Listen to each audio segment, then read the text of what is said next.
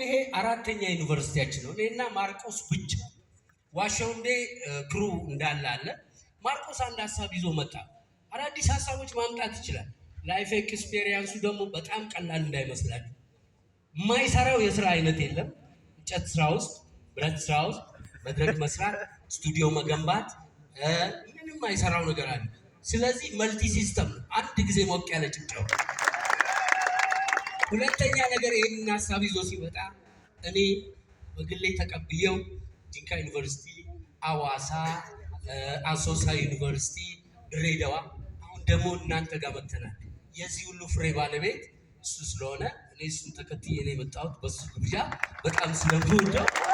ስለዚህ ከተማሪዎች ጋር መቆየት በጣም ደስ ይላል። እጅግ በጣም ነው ደስ የሚለው። ምክንያቱም እኛ ተማሪ ሆነን አይተናል እና ድሮ ለቀበስኳት ልጅ የዘፈንኩትን ልበልላት ጥልዬ በእናትህ